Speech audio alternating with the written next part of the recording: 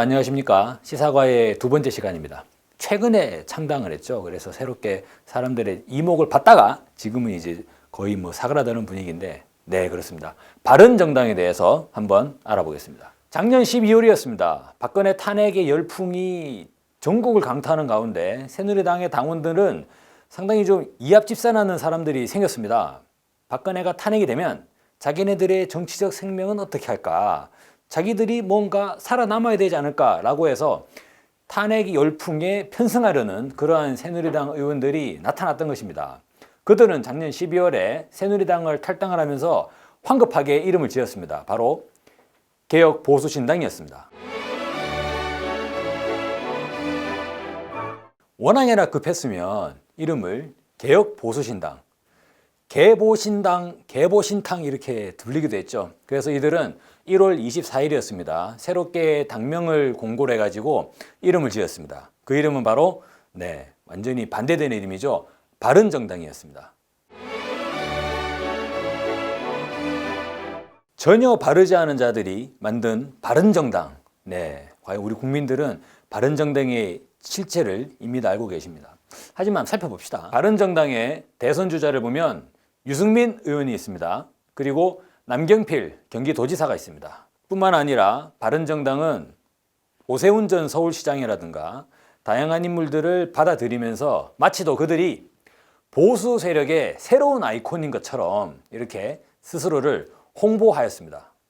하지만 바른정당의 문제점은 곧이어 바로 드러나고 말았습니다. 무엇이냐면요, 창당을 하였지만 지지율이 계속적으로 떨어지는 것입니다. 바른정당의 지지율 한번 살펴보겠습니다.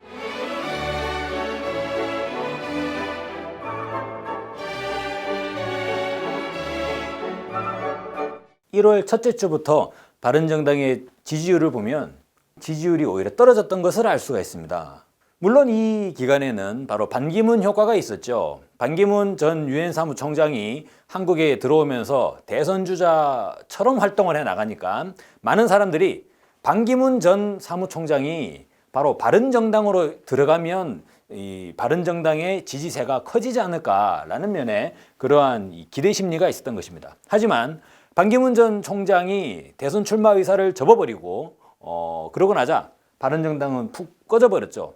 바로 이 타이밍, 1월 셋째 주 이 시기가 개혁보수신당 사람들이 바른정당을 만들 때인데요. 이때만 하더라도 유승민 의원은 지지율에 연연하지 않겠다, 지지율은 앞으로도 올라갈 것이다 라고 이야기했지만 오히려 지지율은 계속적으로 떨어지고 있습니다. 뿐만 아니라 대선 주자들의 지지율도 거의 비참하기는 매한가지입니다. 유승민 의원의 지지율 2월 달만 하더라도 3.9%였습니다. 심지어는 새누리당이 이야기하는 이미 황교안 국무총리는 자기가 대선 출마 의사를 밝히지도 않았는데 지금 보수 언론에서 막 띄우고 있는 사람이죠. 황교안 지금 권한 대행이 대략 한 14%까지 이렇게 나오고 있습니다만 유승민 의원의 지지율 4.8%, 매우 초라한 상태를 면치 못하고 있습니다. 상황이 이렇게 되자 바른정당은 매우 몸이 달아오르겠죠.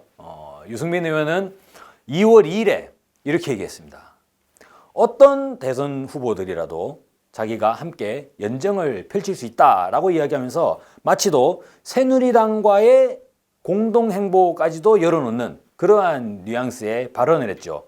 물론 논란이 불거지자 유승민 의원은 한 발 물러나기도 했습니다. 뭐냐면 내가 이야기한 이 연정의 대상자에는 국민의당이 있다라는 식으로 이렇게 연정의 폭은 매우 넓은 것이다라는 것을 강조하면서 한 발 물러서려고도 했지만 결과적으로는 바른정당이 초기에는 박근혜 탄핵 열풍에서 새누리당을 벗어났지만 밖에 나가도 시베리아더라 라는 내용이 되면서 이제 우리 어떡하나 라는 식의 매우 당황하는 모습을 그대로 살펴볼 수 있다. 이 부분을 말씀드릴 수 있습니다.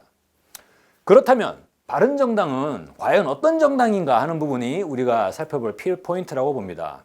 자, 바른정당은 한마디로 말씀드리면 보수정당입니다. 어떤 부분이 보수정당이냐? 기본적으로 외교안보 노선에서 확실한 보수를 표방을 하고 있습니다. 유승민 의원은 사드 배치를 반대하는 것은 국가안보를 위험에 빠뜨리는 행위다라고까지 이야기하고 있습니다.